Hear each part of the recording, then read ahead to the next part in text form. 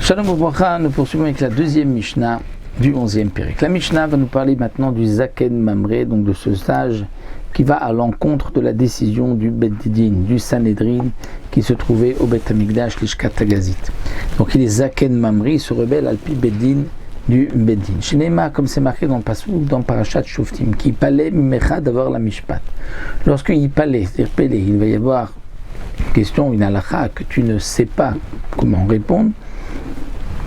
Alors, Vekamta Valita, tu iras donc jusqu'à Yerushalayim au Beddin. Shlosha Batedinim Ayusham. Il y avait 3 Batedin, 3 tribunaux là-bas. Un Echad Yoshev al Petach HaBayit, un qui se trouvait à l'entrée du Har HaBayit, nom du temple, avant de rentrer.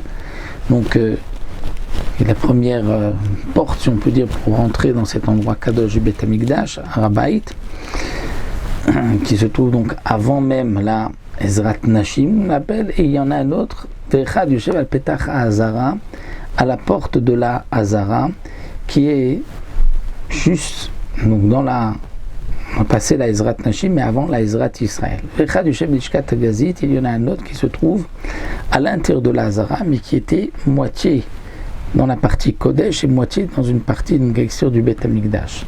Ça c'était le Sanhedrin de l'Ishkat Hagazit. Ba'im lazeh shal Petach HaBayit. Donc le Zaken Mamre avec le Bédine de sa ville, avec qui ils sont en marloquette, vont se présenter au premier tribunal qui se trouve à Petach HaBayit, à la porte du Harabayit. Veomer, il va dire Kach darashti, c'est ainsi que j'ai expliqué les psukim, c'est ainsi que mes amis, le tribunal dit, mais dit différemment.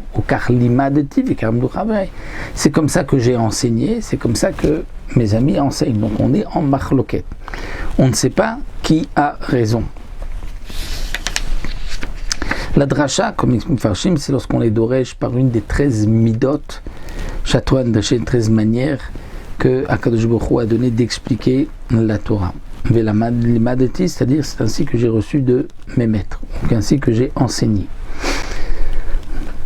Donc Im Shamou, si ce tribunal a entendu, avait déjà entendu de leur maître quel était le din, il devait dire voici ce que nous avons entendu. Im Shamou, Omrim Lahem, ils leur disent, Vim Lave sinon.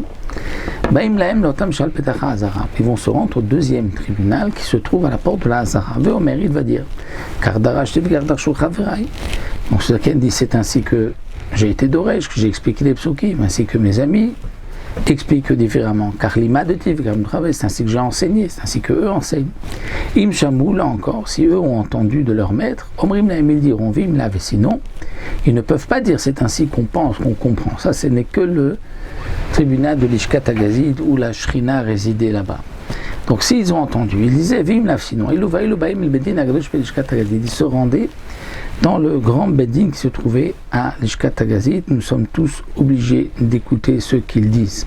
Chez Mimenu Yotze Torah à l'école d'Israël, de ce Beddin sort la Torah pour tout le Ham Israël, chez Neymar, comme c'est marqué Minamakom Maou Asher Yifrar Hashem, de cet endroit que Hashem a choisi, c'est là-bas que la Shrina a résidé dans ce Beddin, et ceux qui sortent de ce Beddin, ça c'est la vérité, et il n'y a pas donc de possibilité de dire le contraire. Ensuite, une fois que ce Sanhedrin a tranché contre cet homme-là, donc lui, aussi grand soit-il, Chazar Leiro, il rentre il revient à sa ville, Veshana Velimet Gershel continue à enseigner, à étudier, à enseigner comme il l'avait fait auparavant. Pas tour. Si juste il enseigne, il n'est pas tour. Vimora la sot. Mais s'il dit voici comment il faut faire, il dit aux autres d'agir ainsi, il est possède qu'une alcha, la chayav, là il sera chayav mita, il sera étranglé. Même s'il lui dit mais c'est ainsi que j'ai reçu de mes maîtres. Chez Nehema, comme c'est marqué dans le pasuk, Vaïsh Yaseh Bezadon. Cet homme qui fera Bezadon volontairement. Donc fera, ça veut dire qu'il va tuer la sorte. C'est lorsqu'il va dire, c'est ainsi qu'il faut agir.